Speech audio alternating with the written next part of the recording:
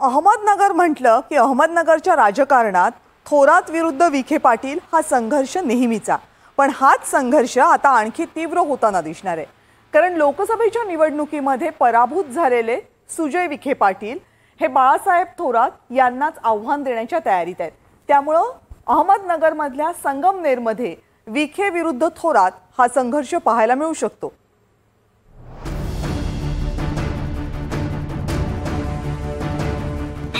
गरज नाही।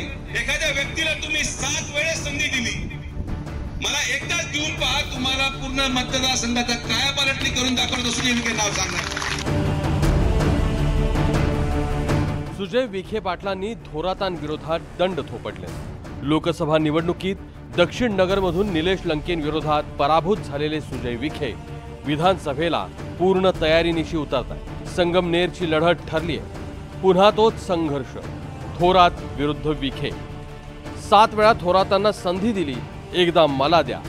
संगमनेरचा कायापालट करून दाखवला नाही तर नाव सांगणार नाही असं म्हणत सुजय विखेंनी निवडणुकीचा बिगुल वाजवला। त्याला या संगमनेर मतदारसंघाच्या प्रत्येक गावामध्ये इथं दर्शनीविधी येणाऱ्या माणसाला सांगावं लागेल की तुम्हाला आमच्यासारखा दर्शनीविधी घाट पाहिजे असेल तर तुम्हाला विखे पाटीलच लागतील, त्याशिवाय ते होणार नाही। कारण की विकास कोण करू शकतं, विकासाची ताकद कोणामध्ये आहे। आपण राजकारण करू इच्छित नाही, पण विकासापासून जर आपण वंचित असाल, मला मगाशी दिलीपराव म्हटले आपल्याला ताकद लावावं लागेल। म्हणजे ताकद लावायची गरज नाही, ताकद लावायची गरज नाही। एखाद्या व्यक्तीला तुम्ही 7 वेळेस संधी दिली, मला एकदाच देऊन पहा, तुम्हाला पूर्ण मतदारसंघाचा कायापालटणी करून दाखवतो। सुजय विखे नाव सांगा। सुजय विखे पाटलांचे अलीकडे संगमनेर मतदारसंघात दौरे वाढलेत। सुजय विखेंचा संपर्क कमी झाल्यामुळे त्यांचा पराभव झाल्याची चर्चा होती। त्यानंतर सुजय यांनी पहिला धडा घेतला तो संपर्क वाढवण्याचा। म्हणूनच जागरण, गोंधळ, वाढदिवस, श्राद्ध काहीही असो, श्राद्धाला कावळ्याच्या आधी विखे पोहोचेल असं सुजय विखेंनी म्हटलं होतं। आता हे डीपी आणि हे शामराव मला सांगू नका तुम्ही, दावा असेल लगेच सांगा, कावळ्याच्या अगोदर सुजय विखे पोहोचेल। जागरण गोंधळ असला का मला फोन आला नाही तर मी कारवाई करत तुमच्या सगळ्यांना रंग तोडायला मी येणार।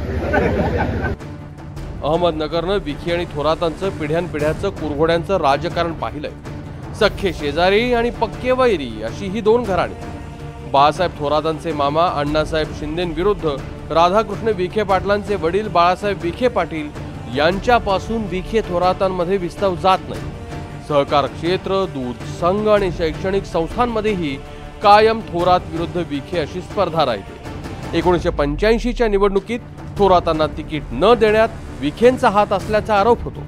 1985 मध्ये काँग्रेसनं तिकीट नाकारल्यावर बाळासाहेब थोरात संगमनेरमधून अपक्ष लढले। त्यानंतर सलग 8 वेळा बाळासाहेब थोरात आमदार झाले। थोरातांचे पवारांसोबत वैयक्तिक संबंध चांगले आहेत, तर विखेंचं पवारांबरोबर सख्य नाही। काँग्रेसमध्ये विखेंच्या तुलनेत थोरातांना महत्त्व मिळत असल्यानंच विखे भाजपमध्ये गेल्याची चर्चा आहे।